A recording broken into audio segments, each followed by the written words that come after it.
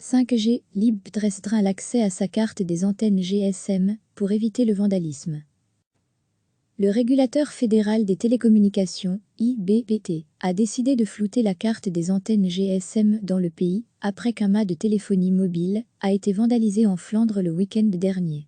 Les dommages portés aux équipements mobiles sont particulièrement irresponsables durant cette période de confinement que nous connaissons, souligne l'Institut mardi dans un communiqué. Jusqu'à récemment, le site internet de Libt mettait à la disposition du public une carte indiquant l'emplacement des 7779 sites équipés d'antennes GSM à travers le pays. Les communes, les opérateurs et autres professionnels y ont en effet recours régulièrement.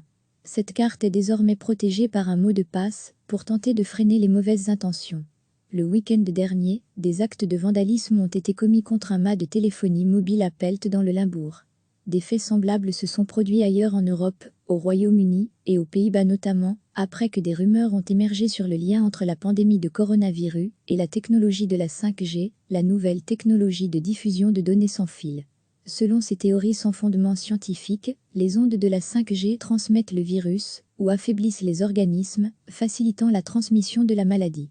Libt rappelle dans un communiqué qu'inciter à s'en prendre aux pylônes et les endommager sont l'un comme l'autre des actes punissables aux yeux de la loi. Les dommages portés aux équipements mobiles sont particulièrement irresponsables durant cette période, les dégradations infligées représentent en outre une menace pour l'utilisation des services mobiles par les habitants, ajoute-t-il. La connectivité qui aurait été mise à mal pourrait compliquer l'établissement des appels vers les services d'urgence et les services essentiels. Elle pourrait également compromettre le bon fonctionnement des services d'urgence qui peuvent utiliser les données de localisation en cas de détresse d'un appelant.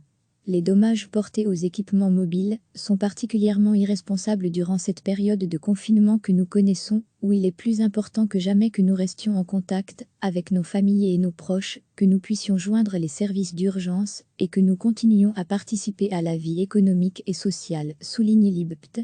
Recevez chaque matin l'essentiel de l'actualité. Le régulateur fédéral des télécommunications, IBPT, a décidé de flouter la carte des antennes GSM dans le pays après qu'un mât de téléphonie mobile a été vandalisé en Flandre le week-end dernier. Les dommages portés aux équipements mobiles sont particulièrement irresponsables durant cette période de confinement que nous connaissons, souligne l'Institut mardi dans un communiqué. Jusqu'à récemment, le site internet de Libt mettait à la disposition du public une carte indiquant l'emplacement des 7779 sites équipés d'antennes GSM à travers le pays. Les communes, les opérateurs et autres professionnels y ont en effet recours régulièrement. Cette carte est désormais protégée par un mot de passe pour tenter de freiner les mauvaises intentions. Le week-end dernier, des actes de vandalisme ont été commis contre un mât de téléphonie mobile à Pelt dans le Limbourg. Des faits semblables se sont produits ailleurs en Europe, au Royaume-Uni et aux Pays-Bas notamment, après que des rumeurs ont émergé sur le lien entre la pandémie de coronavirus et la technologie de la 5G, la nouvelle technologie de diffusion de données sans fil. Selon ces théories sans fondement scientifique, les ondes de la 5G transmettent le virus ou affaiblissent les organismes, facilitant la transmission de la maladie. Libt rappelle dans un communiqué qu'inciter à s'en prendre aux pylônes et les endommager sont l'un comme l'autre des actes punissables aux yeux de la loi. Les dommages portés aux équipements mobiles sont particulièrement irresponsables durant cette période, les dégradations infligées représentent en outre une menace pour l'utilisation des services mobiles par les habitants, ajoute-t-il. La connectivité qui aurait été mise à mal pourrait compliquer l'établissement des appels vers les services d'urgence et les services essentiels. Elle pourrait également compromettre le bon fonctionnement des services d'urgence qui peuvent utiliser les données de localisation en cas de détresse d'un appelant.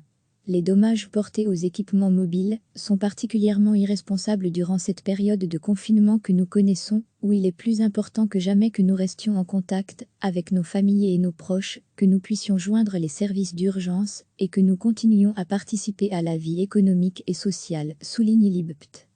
Cliquez sur s'abonner pour recevoir les dernières nouvelles.